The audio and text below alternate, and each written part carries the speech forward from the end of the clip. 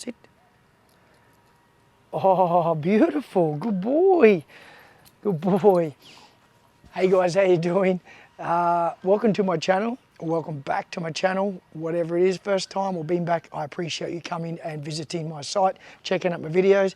Today is all about that, the use of food and how it can be a great tool to get dogs to do things like that and how much it might let you down in real world situations. So that was a really good example there with Nash about what you can get a dog to do in a very controlled environment without distractions.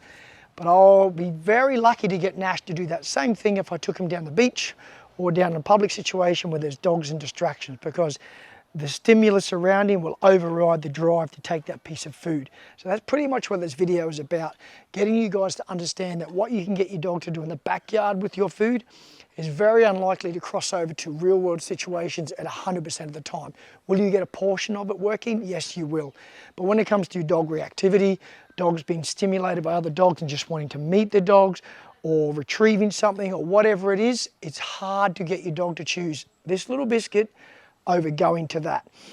So what I want to talk to you about is using a bit of a cross between both. Using your food, especially with puppies, as a great stimulus to get them under control, because with hands-on with a puppy, it creates a lot of play. So using food as a lure to get them to focus to sit and lay down and things like that, it is a great way to get your hands off your dog. And as they age, we can fade the food away and use more of a hands-on approach when they're not as bitey and not as easily distracted. So what I would get you to do when you use your food, even with your puppies at an early age, is if you're getting them to do a lot of sits, you're looking to eventually fade the food away, where you might do 5 sits, say, and you give food on the 5th. So it's not every time, and it's less of a, for the lack of a better term, bribery, and it's more about you perform this many and I'll give it something at the end. And then eventually you might fade the food away completely. So when I'm in public and I'm walking my dog, on the beach I might take a bit of food here and there because it can be really good reward when he chooses to come to me, but I don't need it anymore. But it was a good initial tool, that in conjunction with some long lead training to guide your dog in to reward them. The problem with being in the real world is they're so easily distracted. If you can't direct them to do what you ask, you're going to lose power of that word. So you want to always be set up for success. If you're doing training in public, you want to have your dog on a lead, because often if you give a command and they don't listen, you're then going to, like I said, lose the power of that word and your training can somewhat go backwards. So you want to always set yourself up for success when you do your dog training, especially in the real world. So remember, when you're in the backyard, you might do a session, some with food, but thinking when your dog ages, I want you to look at fading the food out and use more of a hands-on approach if you have to. So if you get your dog, even here, my dog there has a bone. So instead of, he'll probably come to me, but instead of calling him and possibly failing with the recall, what I would do is I wouldn't bother calling, I just walk to the dog, hey buddy,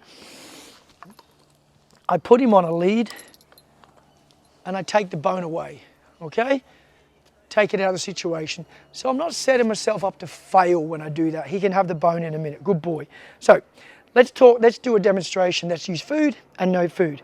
Remember, before any of your commands, I believe in using the name first. The name is like getting attention, and then we give the command. So we go from here, Nash, we use the food, Nash, sit, no.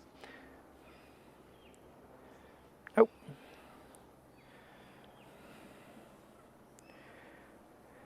Hey, leave it. Good boy. You might not have noticed what I did there. What I held back on is I didn't want to give the food offering that behavior, because that's a trick he's been taught, but I don't want to condition that trick too much. So I waited till his foot went on, as much as it may be cute, I waited till his foot went on the ground and then I gave the food. I don't want him always offering me that reward, but it is pretty cute. Okay, so that's doing it with food. Fairly easy. Now without the food, we're going to bring our hand signal in. Nash, leave it. Nash, sit. Good boy, stay. Good boy, stay. So imagine you've done your stay, we walk back to the dog, we pause, Nash, good boy, free, and release the dog with no food. Then you might go back to the food, no food, food, and eventually fade the food away, because you don't want to have to rely on this. Nash, leave it. Good boy. No. No. Puppies. Every time I get a puppy on camera, he wants to do his behavior. So again, Remember, one command, one response, and this is done with no food. Nash, sit, good boy. Stay, stay. When you give your commands, give them with confidence. Don't show lack of confidence when you do it. So we don't want to be going stay and creeping from our dog. Stand tall like you know you're in control of your dog and he believes you have that control. Good boy. Even when you pick up a lead, don't sneak. You can reinforce the stay. Stay as you bend down, but you don't want to be going stay and creeping. You do it with confidence when you do it. Stay. Good boy. Good boy, Nash. I should better say his name over and over. Nash. Nash. Good boy. And he doesn't do anything except look. Nash. Free. And he knows what free is, and he's free to go.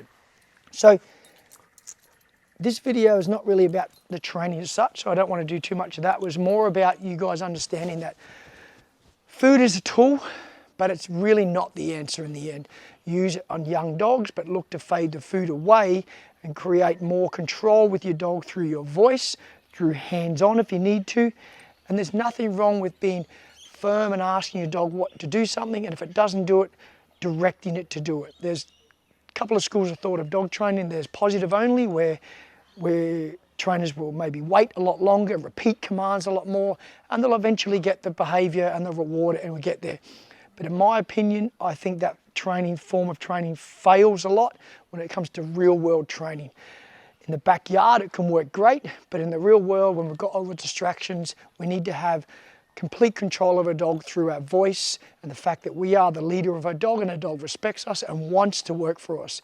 You can still give that reinforcement with praise and with your voice, make your dog deserve it, make it earn it, but don't be afraid to be firm and ask your dog to do something and direct it to do it. So I hope this little video helped you out, get the understanding that food is not the answer, but it is a tool, and look to get control of your dogs through yourself asking your dog to do something. Thanks for watching, guys. I appreciate it. I do appreciate if you give me a subscribe, hit that little bell icon, it'll let you know when I do future videos, and come back to my channel and check out what I do next. Thanks very much. See ya.